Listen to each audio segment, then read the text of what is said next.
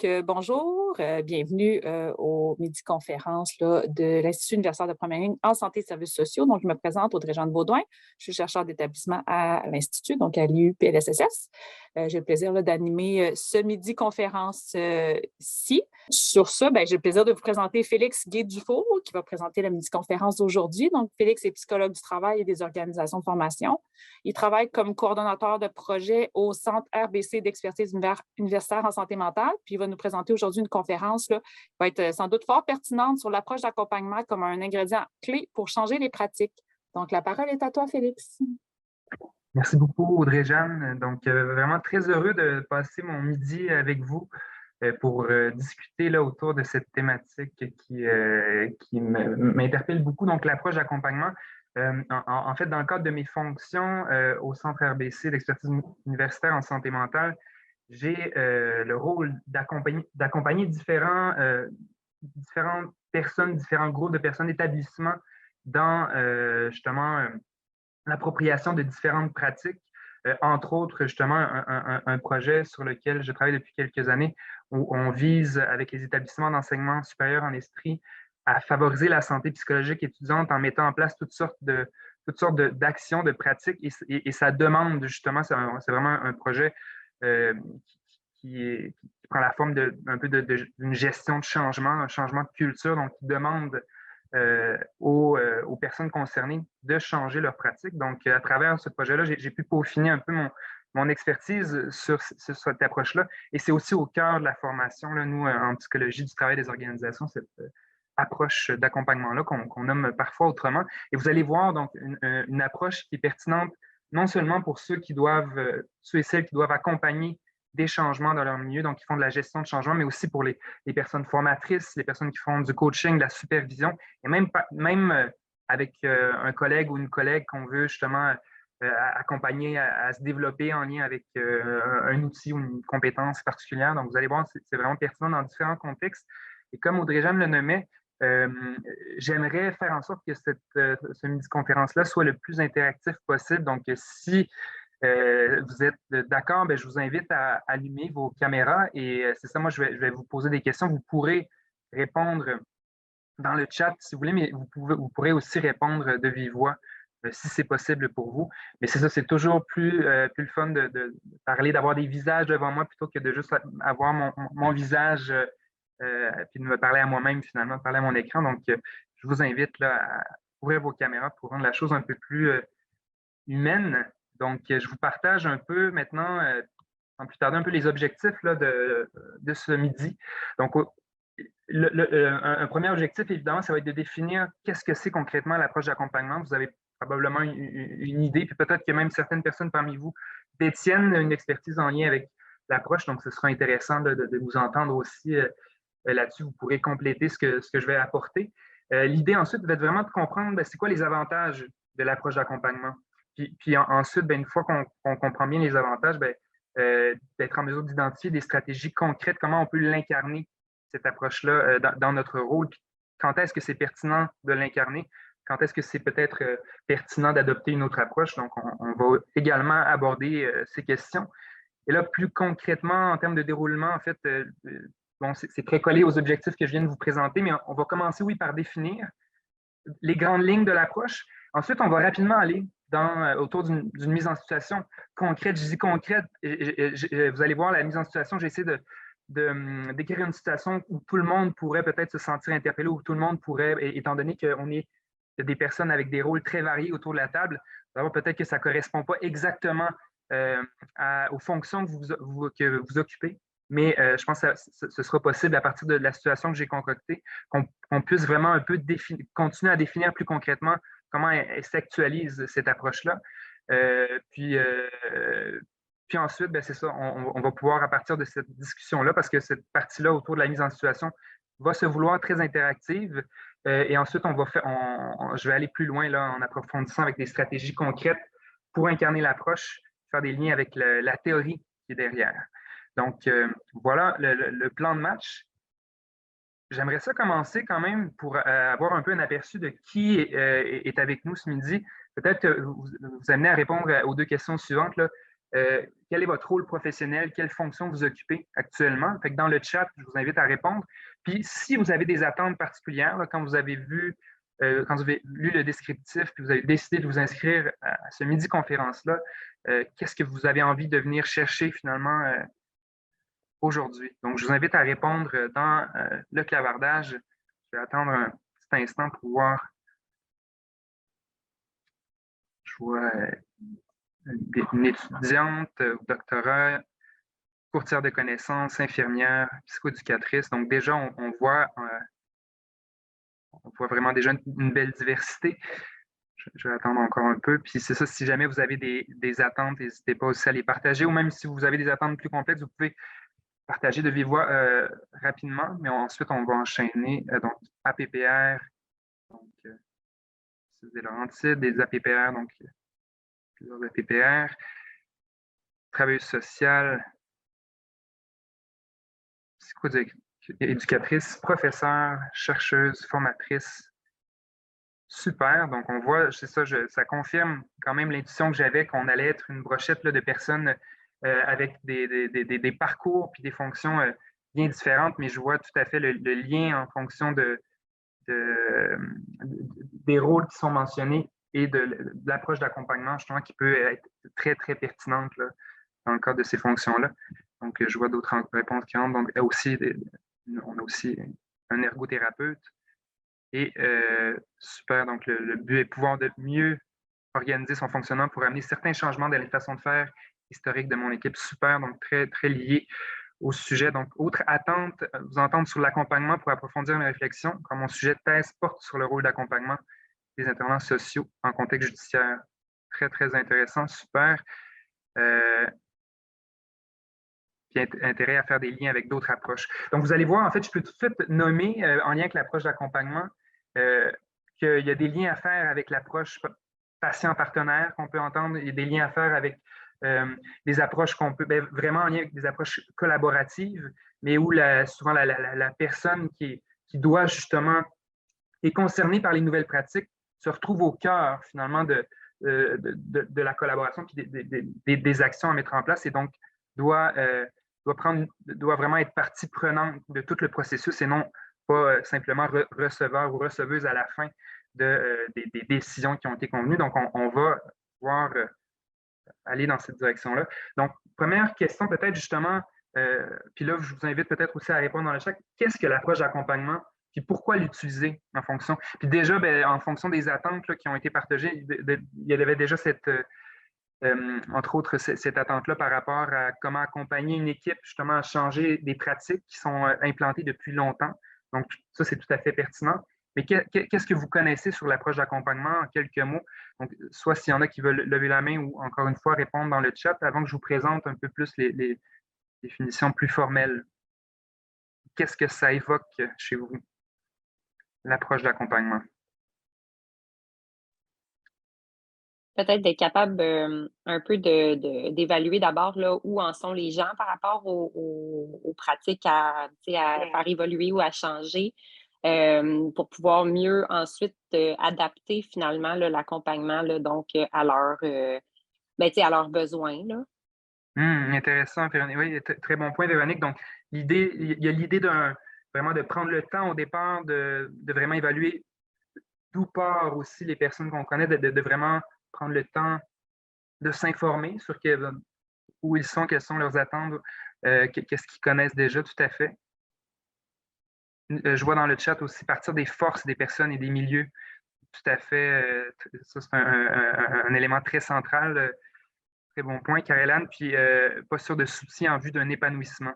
Donc, intéressant quand même qu'on parle d'épanouissement. Oui, c'est cohérent en effet dans l'idée l'approche d'accompagnement, on va souvent plus loin avec une approche comme ça en termes d'intégration des connaissances ou des pratiques à mettre en place. Je vois Isabelle qui lève la main aussi. Donc, Isabelle, tu peux... Oui, bonjour. En fait, moi, j'irai dans le même sens que les intervenants qui ont parlé auparavant. Donc, il y a ce côté soutien de la personne, etc.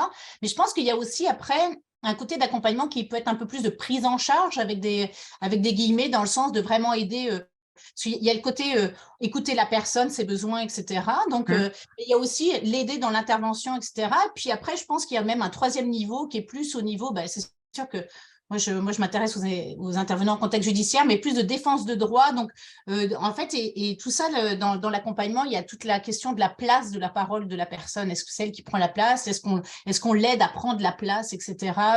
Donc, j'ai l'impression qu'il y a comme tout un continuum et les intervenants sont un petit peu continuum là. Oui, très intéressant. C'est des belles nuances que tu apportes, Isabelle. Donc, oui, de partir d'où la personne, mais il y a aussi une partie, puis on va le voir, il y a une valse un peu à avoir entre, oui, laisser la place à la personne, mais dans cette relation-là d'accompagnement, on a nous aussi quelque chose à apporter. Puis parfois, justement, c'est aussi à nous à injecter quelque chose. Donc, c'est pas non plus juste laisser la personne libre ou laisser la personne à elle-même. Donc, très, très bon point. Tout à fait. Puis, tout ce qui a été nommé est très cohérent. Là, à l'avance, je suis désolé par rapport à mes diapositives. Parfois, sont trop chargées. Là, c'est pas au fine pointe des bonnes pratiques en termes de présentation. Il devrait être plus allégé, mais je le fais souvent parce que j'aime rendre disponible mes PowerPoint par après, puis pour que ce soit du matériel autoportant. Même à la fin de la présentation, il y a en annexe d'autres outils en lien avec l'approche d'accompagnement qu'on n'aura pas le temps de voir aujourd'hui, mais que vous pourrez avoir accès si vous êtes intéressé. Donc, c'est pourquoi c'est ma façon de rationaliser le fait que mes diapositives, en tout cas, sont des fois un peu chargées. Donc, l'approche d'accompagnement, comme ça a été mentionné, donc, on parle souvent, on fait des liens avec la facilitation, le rôle de facilitateur ou facilitatrice. Caroline le nommait, donc, vise à mobiliser les forces, l'expertise. L'autonomie est au centre, l'idée d'autonomiser la personne ou les groupes de personnes qu'on accompagne. On va le voir, ça implique la création d'une relation de coopération, puis on va définir un peu ce qu'on entend par là, entre l'accompagnateur et la personne ou les personnes accompagnées. Et on va voir aussi qu'il y a quelque chose de particulier par rapport à une approche qu'on va définir plus, approche d'expertise, un peu en opposition à l'approche d'accompagnement. L'approche d'être dans l'accompagnement, ça exige du temps, et on va voir, ça exige même de la compassion envers soi-même. Donc, parce que justement, avant d'être maîtrisé, ça peut être difficile, puis confrontant même par rapport à notre sentiment d'efficacité. Donc, ça, c'est un élément à prendre en considération. Et aussi, la difficulté vient du fait que, on va le voir, on est dans une culture souvent, puis surtout quand on est issu de la culture universitaire, où l'approche d'expertise est grandement valorisée. Et donc, pour vraiment se défaire de nos habitudes, c'est surtout ça qui est difficile, se défaire de cette posture-là qu'on a introjectée un peu, et qui est très ancrée dans nos habitudes, pour adopter l'approche d'accompagnement. Donc, ça fait partie, là, évidemment, de nuances à garder en tête. Je vois Caroline qui ajoute un bon point, la responsabilité de processus versus des résultats. Donc, en effet, ici, quand on est dans l'accompagnement, on parle d'un rôle de facilitation, mais on a beaucoup un rôle au niveau du processus. Puis on va le voir, on va pouvoir le concrétiser un peu plus, là, cet élément-là.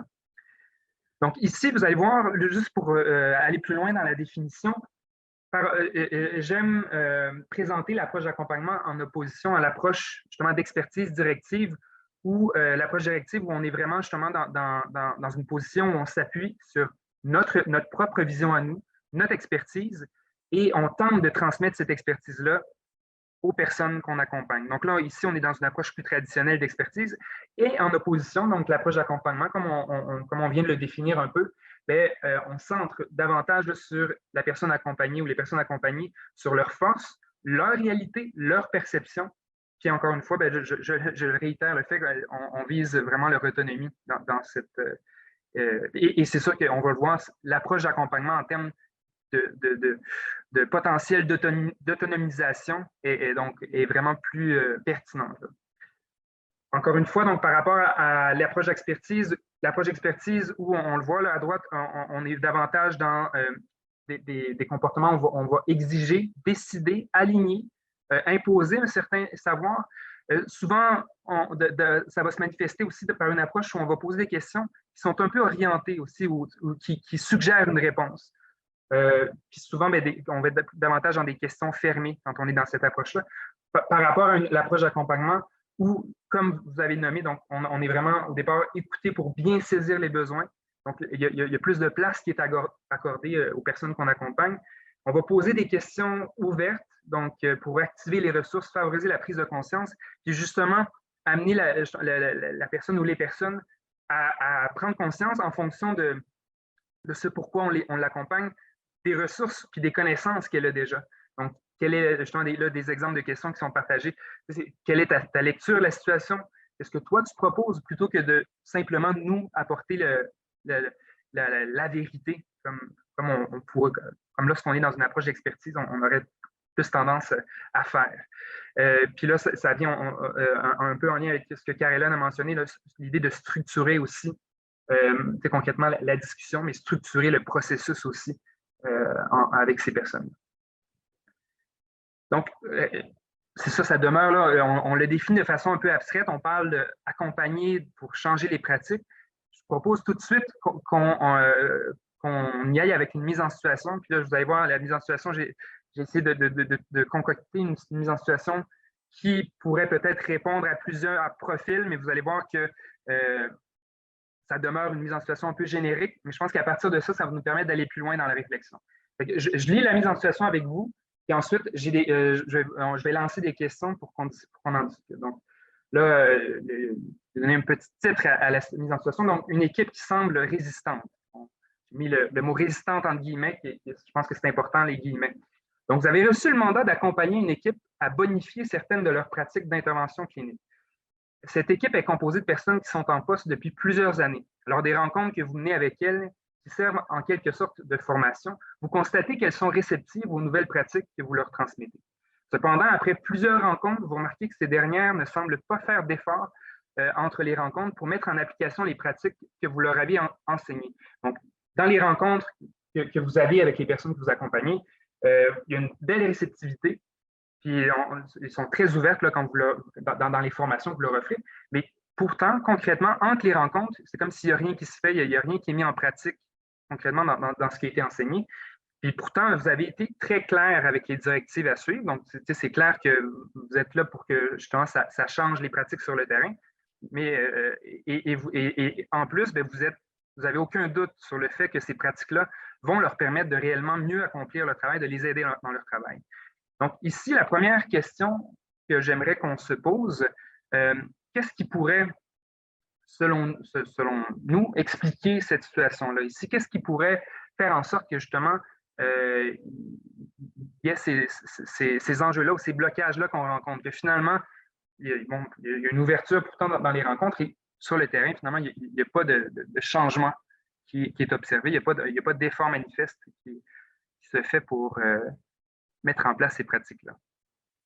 Donc, je vois Véronique qui dit des contraintes institutionnelles. Donc, intéressant, c'est vrai, il pourrait y avoir peut-être que justement la formation, les pratiques qui sont enseignées ne sont peut-être pas arrimées avec la réalité institutionnelle, il y a peut-être de cet ordre-là. Donc, il y a aussi, Louis, ma première question porterait sur les conditions permettant aux personnes de mettre en pratique. Donc, oui, donc ici, est-ce que justement on s'est intéressé à ces conditions-là qui permettent la mise en pratique? Donc, on est allé peut-être, on peut émettre l'hypothèse qu'on est allé rapidement sur voici les pratiques qui fonctionnent au niveau de la théorie ou de la recherche et on est allé rapidement dans l'enseignement. Ça fait du sens en théorie, mais là, quand on arrive sur le terrain, bien, il y a beaucoup de contraintes et en effet, cette question-là serait pertinente. Est-ce que les attentes par rapport au changement sont réalistes? Donc, un autre élément, est-ce que les attentes de départ, même la vision de la personne qui accompagne est réaliste? Est-ce que c'est vraiment quelque chose qui peut s'implanter à court terme et s'observer, des changements qu'on fait qui peuvent s'observer à court terme? L'absence de compréhension de leur contexte et de ses contraintes. Donc ici, là, vous nommez beaucoup ces éléments-là, puis en effet, on peut vraiment y mettre l'hypothèse qu'on est allé très rapidement, trop rapidement dans voici, on va dans l'action, puis on n'a pas pris le temps de regarder justement c'est quoi leur contexte, c'est quoi leur compréhension aussi de leur contexte, puis en lien avec ça aussi, eux, qu'est-ce qu'ils perçoivent la pertinence de changer leur pratique? Pourquoi est-ce qu'ils voient réellement l'avantage d'aller avec ces nouvelles pratiques? Leur sentiment de compétence est déjà bon. Pourquoi changer? Donc, ça, c'est un élément très, très important. Eux, ici, ils ne sentent pas dans tout changement, quand on veut amener des personnes à changer, on dit il faut que les personnes sentent un certain inconfort ou quelque chose qui ne fonctionne pas avec leur situation actuelle. Sinon, pourquoi changer? Pourquoi je m'activerais à vouloir changer les pratiques? Donc, en effet, l'idée qu'ils se sentent déjà compétentes est un élément important. Besoin de soutien sur le terrain, de modélisation au quotidien. Donc, ça, c'est un élément qui peut en effet aussi, c'est bien beau des formations, mais là, sur le terrain, est-ce que ça revient? Est-ce que les conditions optimales sont présentes? Est-ce qu'il y a des leviers qui sont mis en place pour les aider à mettre en place ces pratiques? Une trop grande marge entre la pratique actuelle et ce qui est à mettre en place. Donc, ça revient aussi à l'idée de départ. Est-ce qu'on a pris le temps de regarder d'où il part réellement? Donc, d'avoir cette discussion-là. Ça veut dire faire un reflet de nos observations et questionner en ce sens, évaluer les besoins pertinents selon. Intéressant, l'idée de faire un reflet. Là, on entre on entre un peu dans des stratégies là, très concrètes, mais ça, c'est un point qui, c'est facile là, de façon théorique de partir d'une situation comme ça, puis là, d'observer, il y a ça et ça qui manque, mais concrètement, quand on y pense, ça peut arriver souvent. On quitte une rencontre, puis on prend pour acquis que tout le monde a la même vision, tout le monde a compris, puis savent où ils s'en vont parce que ces éléments ont été nommés. Mais si on n'a pas pris la peine justement de faire des reflets, de faire des reformulations, de demander très explicitement quelle est la compréhension des personnes par rapport à ce qui est demandé, on risque justement de faire fausse route, puis en réalité d'entretenir l'illusion qu'on porte la même vision, mais finalement, ça n'a pas été explicitement mentionné. André dit, est-ce que les gens du groupe qui ont nommé le besoin d'être accompagnés ou c'est une décision du gestionnaire qui provient d'une perception du gestionnaire? Donc, ici, c'est très intéressant aussi, d'où vient la demande? Est-ce que c'est eux qui ont demandé? Puis là, on peut émettre l'hypothèse probablement que si c'est vécu comme ça, on peut peut-être penser que ça peut venir justement d'un gestionnaire ou d'un autre palier. Ce n'est pas une demande qui a été faite. Et c'est là, justement, en lien avec la relation de coopération, de collaboration qui doit être établie. L'idée de prendre conscience au départ, on part d'où dans cette relation-là? Là, on part ici, dans ce contexte-là, si la demande venait d'un gestionnaire ou d'une gestionnaire, ça voudrait dire qu'on est dans une relation un peu de pression au départ. C'est comme si on nous impose quelque chose, on ne voit pas la pertinence, et d'où la pertinence après ça, quand on réalise le type de relation dans lequel on est au départ, comment transformer cette relation-là en relation de coopération? Comment le transformer en relation de collaboration où, dans ce type de relation-là, on va le voir, on partage les mêmes objectifs et la même vision. Donc, ce que vous nommez est très pertinent. Puis, est-ce que la charge de travail amène le changement comme une surcharge également? Puis là, ça, c'est en effet, puis on peut mettre cette hypothèse-là aussi. Donc, déjà, est-ce qu'ils sont déjà dans un contexte où ils sont déjà très, très chargés au niveau du travail, puis que là, ça les amène vraiment en surcharge. Puis on sait que justement, implanter de nouvelles pratiques, bien, ça demande plus de temps, plus d'espace. Donc, il faut, encore une fois, s'intéresser aux conditions. Fait en même temps qu'expliquer finalement la situation, qu'est-ce qui pourrait expliquer la situation, ce que vous amenez, c'est aussi justement des pistes pour un peu qu'est-ce qu'on peut faire pour remédier à la situation. Tout ce qui a été nommé, donc l'idée de reprendre le temps d'avoir leur perception de justement de qu'est-ce qui fait en sorte que ces pratiques-là, justement, ne sont peut-être pas réalistes ou ne sont pas mis en place concrètement sur le terrain.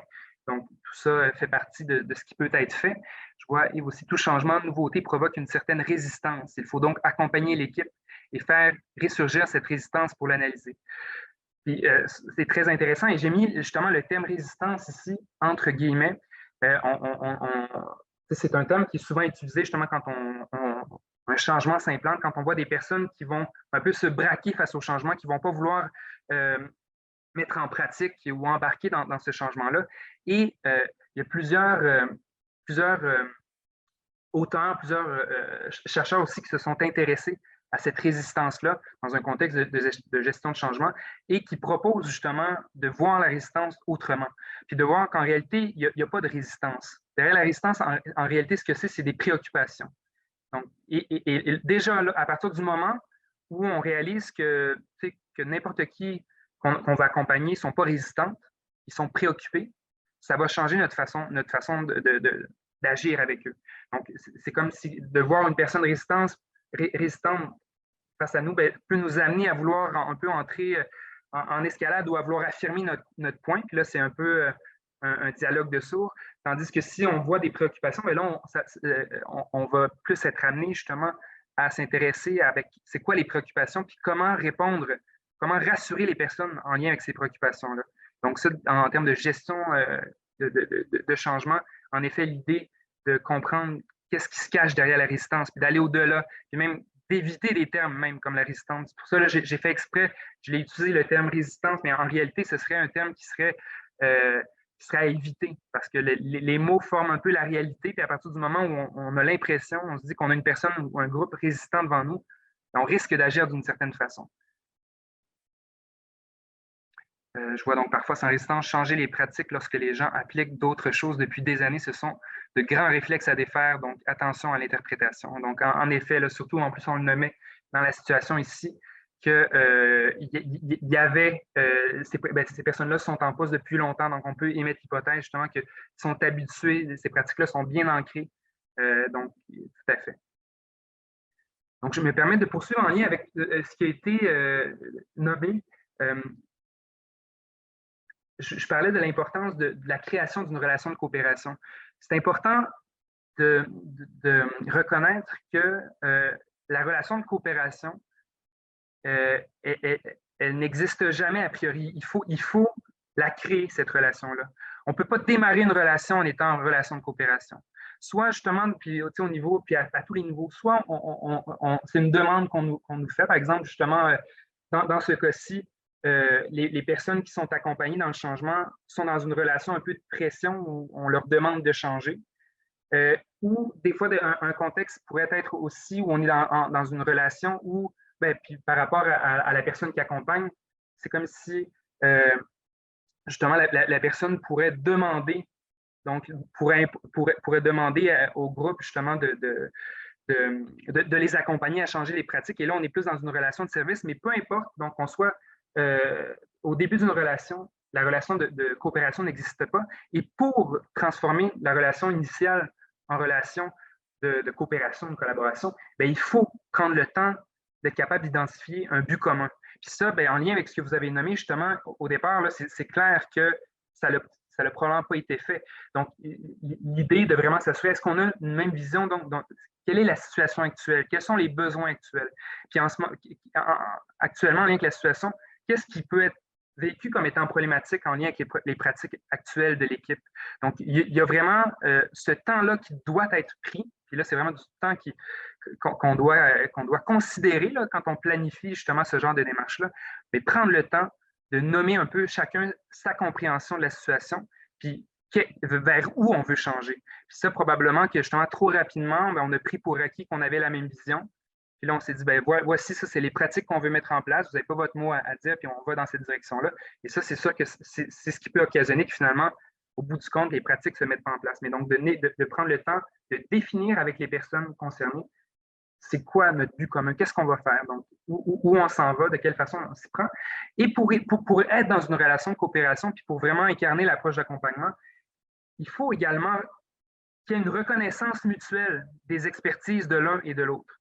C'est-à-dire que dans ce contexte-ci, en lien avec la mise en situation, non seulement, oui, la personne formatrice a l'expertise, elle connaît les nouvelles pratiques à implanter, mais il faut qu'elle soit en mesure de reconnaître l'expertise des personnes qu'elle accompagne. Donc, c'est elles qui sont sur le terrain, c'est elles qui connaissent leur réalité, c'est elles qui connaissent les enjeux qui sont vécus. Donc, c'est une réelle expertise et c'est important de le reconnaître explicitement. Puis que justement, dans le dialogue, donc, on nomme vraiment explicitement quels sont les rôles, mais quelles sont l'expertise, les champs de compétences de chacun des parties. Et ce qui est important également, c'est que la personne accompagnatrice et les personnes accompagnées puissent s'inter-influencer, justement, tout en respectant leur champ respectif. Et je le nommais en lien avec l'expertise. L'expertise, il faut qu'elle permette d'atteindre le but visé. D'où l'importance, quand on formule l'objectif ou le but vers où on s'en va, que de la façon dont on va le formuler, cet objectif-là, ça puisse permettre de mobiliser l'expertise des deux parties. Donc, si on formule un but ou des objectifs de façon à ce que finalement, c'est simplement nous, la personne accompagnatrice, qui détient l'expertise dans ce but-là, bien déjà, il y a un enjeu à ce niveau-là. Donc, ici, c'est vraiment la base. Là, puis, ça peut paraître très simple, mais c'est ça, c'est quelque chose qui demande du temps.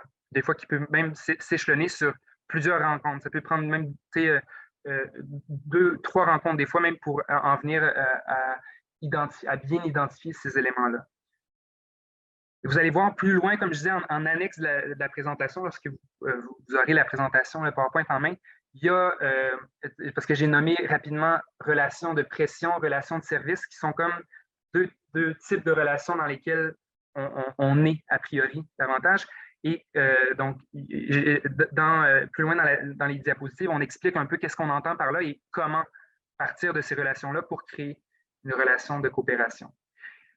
Ensuite, un élément important qui est au cœur de l'approche d'accompagnement, puis on peut faire des liens aussi avec ce qui a été nommé là, quand on décortiquait la situation plus haut. Il y a l'importance de la relation de confiance aussi avec les personnes qu'on accompagne. Si on veut les amener justement à s'autonomiser puis à vraiment être dans un processus là, constructif où ils vont réellement vouloir intégrer, que ça devienne justement ces pratiques-là, ça devienne leur projet et non quelque chose qu'on leur impose. L'importance de créer un climat, une relation de confiance, et encore une fois, une relation de confiance comme la relation de coopération, ce n'est pas quelque chose qui existe a priori, qui existe à prime abord. Il faut la créer, et ce n'est pas parce qu'elle est créée qu'on peut s'en laver les mains. Maintenant, elle est créée, on n'a plus rien à faire. Il faut l'entretenir également. Donc, ça, c'est au cœur. Et je vous pose maintenant la question, justement, selon vous, comment créer et entretenir une relation de confiance? Puis là, vous pouvez penser en lien avec la mise en situation ou en lien même avec votre contexte plus personnel à vous. Et je vous invite à répondre soit dans le chat ou s'il y en a qui veulent partager de vive voix. Mais pour vous, donc, ce serait quoi les stratégies pour créer et entretenir une relation de confiance? Qu'est-ce qu'on peut faire? Donc, je laisse un petit temps de réflexion. Prendre le temps d'écouter. Donc, déjà, en effet, on peut juste de prendre le temps d'écouter, ça démontre notre ouverture envers l'autre. Déjà, ça instaure quelque chose de positif, puis ça peut nous amener à instaurer cette relation de confiance-là. Être authentique, je trouve ça très intéressant, la notion d'authenticité pour la relation de confiance. Puis, ça va être important aussi de décortiquer qu'est-ce qu'on entend par là. Est-ce qu'il y a autre chose qui vient? Agir en cohérence entre ce que nous faisons et ce que nous disons. Oui, vraiment, tout à fait, que les bottines suivent les babines, comme on dit. Empathie, sensibilité, engagement. D'être engagé oui, tout à fait. Être à l'écoute, soulever les forces, avoir de l'ouverture, travailler dans la transparence, donc encore une fois, l'authenticité aussi qui revient, mais aussi s'assurer justement qu'on est dans un contexte où les choses sont dites, transparent, être sensible aux besoins de l'autre, aller au-devant, assurer le suivi de son état face à une situation vécue.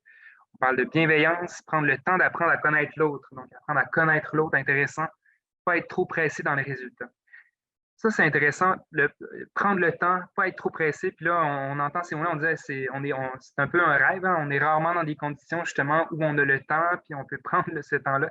Et pourtant, on devrait, si on avait une vision un peu plus long terme, puis si on s'intéressait réellement à l'impact des retombées concrètes, puis s'assurer que les pratiques soient pérennisées, soient dures dans le temps, bien, ce temps-là, il vaut la peine d'être pris au départ, même si on le voit comme un gros investissement, puis comme étant pas réaliste. Et prendre le temps, c'est un élément important. Je vous partage ici, en fait, bien, tout ce que vous nommez, évidemment, par rapport à la relation de confiance est très vrai.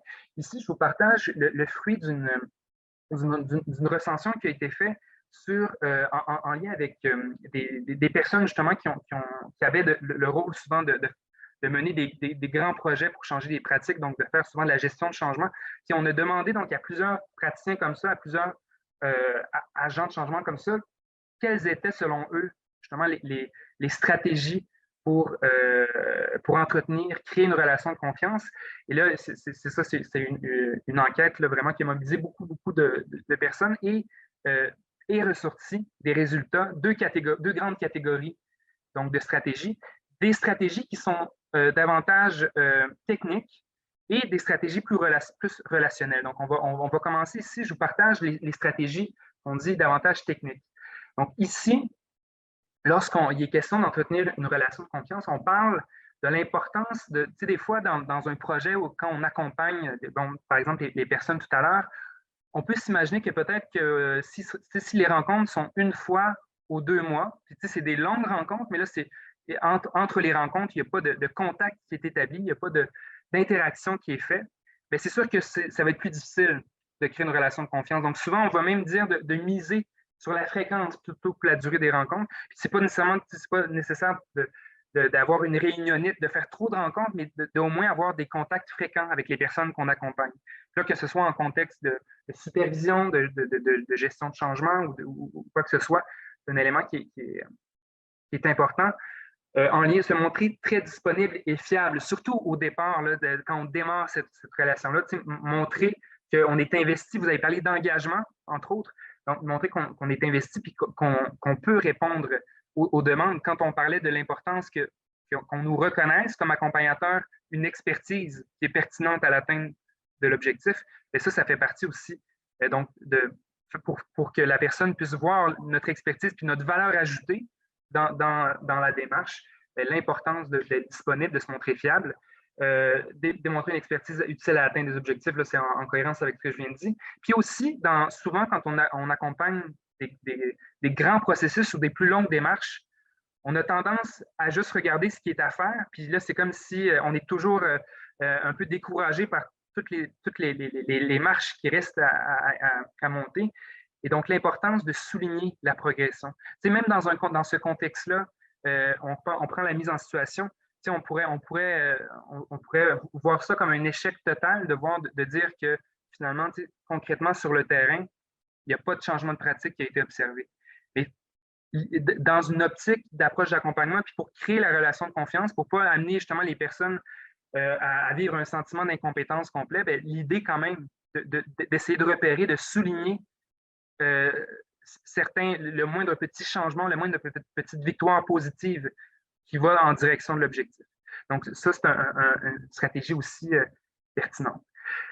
Pour ce qui est des stratégies relationnelles, là, on rejoint beaucoup de vos réponses, mais on parlait de créer un climat où la vulnérabilité a sa place. Vous parliez d'authenticité, mais aussi, puis dépendamment aussi des démarches, mais quand on est dans une relation justement de supervision ou surtout quand on est dans un processus où on va avoir à côtoyer les personnes pendant longtemps, donc de créer un climat où, la vulnérabilité a sa place, puis pour le faire, de se montrer soi-même vulnérable, puis de sortir de la posture d'expert qui sait tout est important, puis c'est challengeant quand même de sortir de ça et de se montrer soi-même vulnérable en sollicitant, par exemple, l'expertise de l'autre ou en demandant des questions. Donc aussi, ça permet de valoriser l'autre dans ce contexte-là. Mais donc, puis il y a plusieurs façons, là, évidemment, de démontrer cette vulnérabilité-là.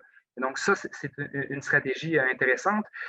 Encourager l'authenticité, donc soi-même se montrer authentique, mais aussi encourager l'authenticité au sein du groupe. Donc, souvent, quand on n'accompagne pas juste une personne, il y a créé le climat de confiance aussi, pas juste envers nous et eux, mais envers eux également. Donc, de favoriser le partage des différents points de vue. C'est de ne pas prendre pour acquis que parce qu'il y a une personne qui parle plus fort, qui a nommé, bon, oui, on a compris, on veut aller dans cette direction-là, de prendre le temps de demander à chacune des personnes s'ils sont d'accord, puis de vraiment, donc ça c'est dans les stratégies souvent d'animation, et pour s'assurer que chaque personne a sa place et a sa voix. Donc, et s'engager dans un processus d'apprentissage mutuel, ça vient avec le fait qu'on n'est pas simplement expert. Nous, dans le processus dans lequel on s'engage, on a aussi à apprendre.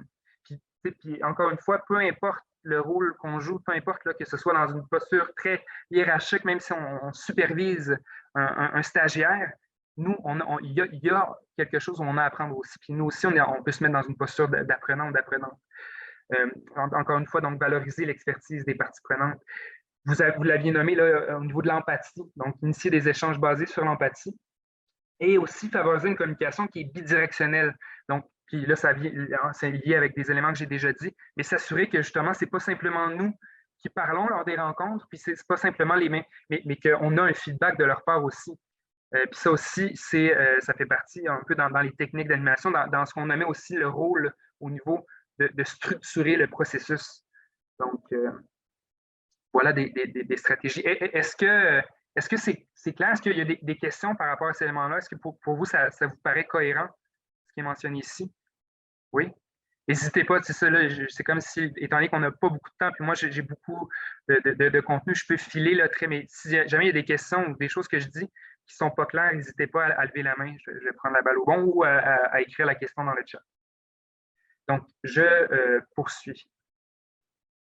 Donc, ici, finalement, à la lumière de ce qu'on est en train un peu de dessiner comme vision, définition de l'approche d'accompagnement, selon vous, avec qui et dans quel contexte c'est pertinent d'utiliser l'approche d'accompagnement? Puis j'ai peut-être volé le punch un peu là, plutôt en nommant certaines choses, mais j'aimerais vous entendre dans quel contexte puis avec qui. Donc, l'approche d'accompagnement peut être pertinente. S'il y en a qui veulent répondre dans le chat ou même s'il y en a qui veulent répondre de vive voix en ouvrant leur micro, n'hésitez pas. Donc, André qui dit dans tous les contextes, avec tout le monde, même nos proches. Ouais. Est-ce qu'il y en a qui ont est-ce que vous partagez justement cette vision-là dans tous les contextes, avec tout le monde? Puis même pas juste dans notre sphère professionnelle, mais même avec nos proches. Vous partagez aussi cette vision-là? Oui? Tout à fait d'accord. Donc, en effet, l'idée, puis c'est ça, c'est vraiment vers là que je m'en allais. Quand on prend le temps de vraiment comprendre ce que c'est l'approche d'accompagnement, on réalise que finalement, c'est précieux cette approche-là, même dans nos relations personnelles, même dans différents contextes. C'est ça, peu importe un peu le rôle qu'on a joué quand on est en interaction, d'incarner cette approche-là peut avoir des effets bénéfiques là, à plusieurs points. Et c'est intéressant même de se questionner, de réfléchir sur notre action pour voir, moi, dans quel contexte cette approche-là, je l'utilise, puis dans quel contexte j'ai peut-être plus de difficultés à l'utiliser. Moi, quand j'ai été formé à l'approche, un des formateurs qui avait parlé de l'approche, ça faisait plus de 25 ans, lui, qu'il donnait des formations sur l'approche, mais il me partageait qu'il venait tout juste de réaliser que son approche, il ne l'applique pas du tout avec sa fille, qui était adolescente à l'époque, puis c'est sa fille même qui lui a reflété le fait que hey, c'est drôle, hein? Toi, tu donnes des conférences, des formations sur l'approche d'accompagnement, mais quand il est question de moi, de ma vie, puis tu me donnes des conseils, tu es hyper directif, ça l'avait vraiment justement, ça l'avait fait prendre une belle prise de conscience que dépendamment du contexte, puis dépendamment aussi justement de l'émotivité qu'il peut y avoir dans un contexte ou aussi de l'attachement qu'on a avec les personnes qu'on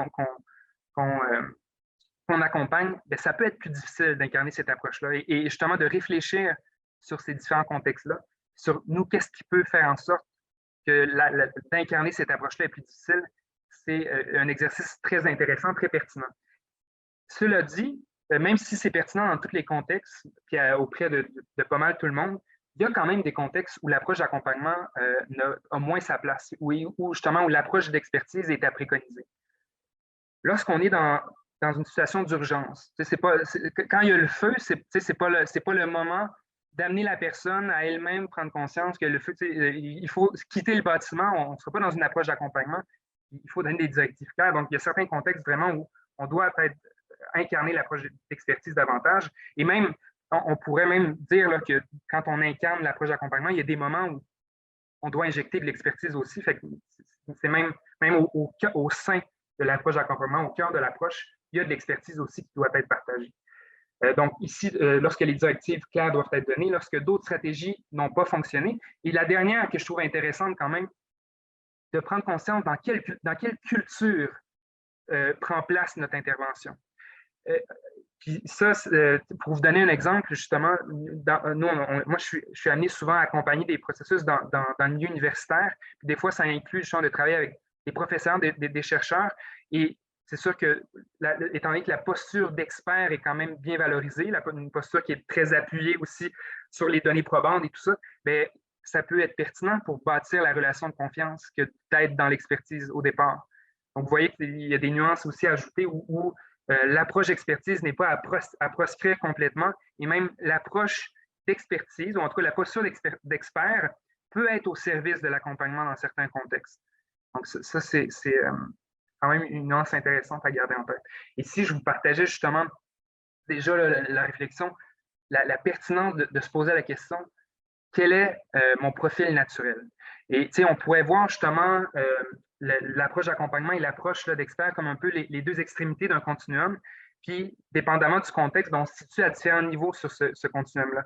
Mais donc, c'est important de se poser la question d'où on part, parce que souvent, justement, la première chose à faire pour l'incarner cette approche-là, c'est de se défaire de certaines habitudes directives ou justement ou de tendance à prendre rapidement le rôle d'expert.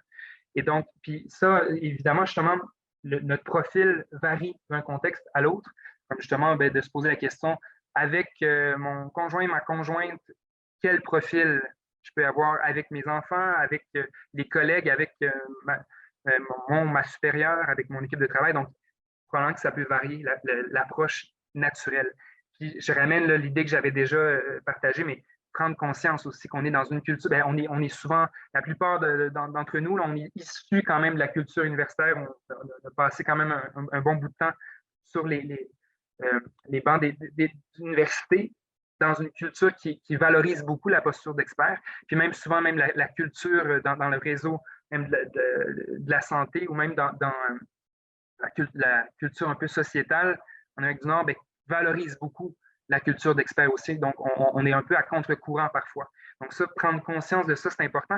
Puis c'est important aussi pour un peu légitimiser le fait que parfois, on peut sortir d'une rencontre quand on a vraiment incarné l'approche d'accompagnement puis se dire, mon Dieu, j'ai pas eu l'impression d'avoir été très compétent, très compétente. C'est comme si après, on a l'impression parce que justement, pour nous, la compétence est associée à je suis en contrôle, c'est moi qui sais où on s'en va. Donc, quand on prend cette posture-là, surtout quand on n'est pas habitué de la prendre, ça peut être assez déstabilisant. Puis au départ, il faut complètement changer la façon d'évaluer sa performance. Donc, il faut inclure vraiment d'autres critères pour pouvoir porter un regard objectif sur notre performance, parce que rapidement, c'est vrai que ça peut être très difficile au niveau de l'ego de jouer cette posture-là. Et je le répète, surtout dans un milieu où la posture d'expert est valorisée. Donc, est-ce qu'il y a, par rapport à ça, est-ce qu'il y avait des questions? Oui, Marie-Ève.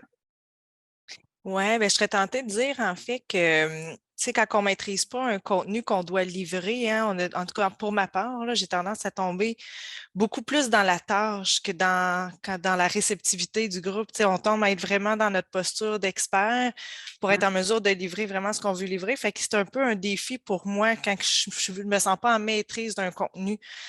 En tout cas, c'est là que je me place, on dirait que je tends à aller vers l'expertise parce que je veux vraiment m'assurer de bien livrer ce que j'ai livré, alors que c'est là que j'aurais besoin d'être un peu plus dans l'accompagnateur puis d'être un peu plus peut-être douce envers moi-même aussi. Mais ouais, là, ça fait que l'élément d'ego dont tu parlais, je trouve que ça résonne beaucoup, là. Oui, très pertinent ce que tu apportes, Maria. Puis ça vient, tu sais, souvent, c'est qu'on a souvent on a souvent l'injonction, puis c'est nous un peu qui s'imposons ça, mais l'injonction que d'être justement compétent, c'est d'être dans cette posture-là, puis de ne pas se permettre de ne pas tout savoir. Puis des fois, justement, pour l'incarner dans un contexte justement où on ne maîtrise pas tout à fait le sujet, de le nommer, de le reconnaître même. Puis souvent, c'est comme si c'est presque tabou de reconnaître les limites de notre. Puis surtout dans le milieu universitaire, il faut faire comme si on était toujours en maîtrise, puis on utilise des mots intelligents pour bien, puis des mots que personne ne va comprendre. On est beaucoup dans cette culture-là, justement, puis qui est une culture justement qui va un peu à l'inverse de la culture on parlait d'authenticité, de transparence. Donc, oui, ça c'est vraiment important.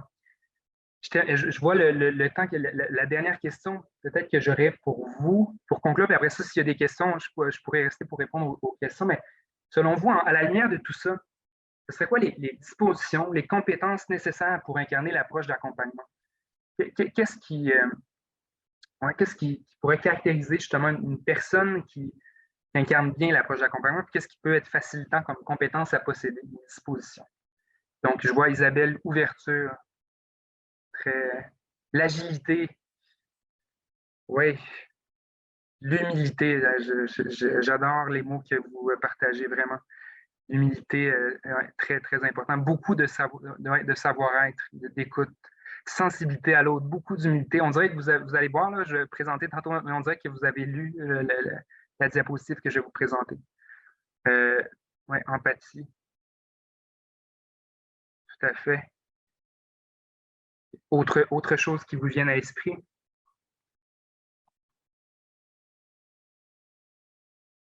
Flexibilité, en lien avec l'agilité.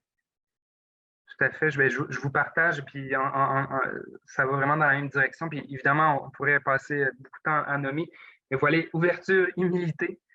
Ici, là, surtout dans un contexte mais pas juste dans un contexte de gestion de changement, mais même pas mal dans tous les contextes, ça pourrait s'appliquer, mais la capacité à voir le big picture. C'est-à-dire que si on est concentré sur je veux paraître compétent, expert ici maintenant, ça se peut que, bon, l'approche d'accompagnement, on n'ait pas tendance à l'incarner. Mais si on pense à long terme, que le but, au bout du compte de notre intervention, c'est que ces personnes-là, justement, puissent s'autonomiser, puissent réellement incarner, s'approprier les pratiques, quand on a cette vision long terme-là, qu'on est conscient des ingrédients nécessaires pour les mener à cette vision-là, ben c'est là que l'approche d'accompagnement peut prendre sa place plus naturellement. Fait que la capacité à voir le big picture, puis à voir que justement, les 2 pas en arrière qu'on peut avoir l'impression d'avoir fait pendant une rencontre sont nécessaires. Faut pas les voir comme « Oh mon Dieu, c'est dramatique, on va vraiment pas dans la bonne direction ». Des fois, de prendre 2 pas de recul, c'est une bonne chose, justement. Puis quand on a cette capacité-là à voir le big picture, ça nous permet de nuancer justement notre perception de comment les choses vont quand on accompagne un changement. La flexibilité, adaptabilité, en lien avec l'agilité aussi que vous avez nommé.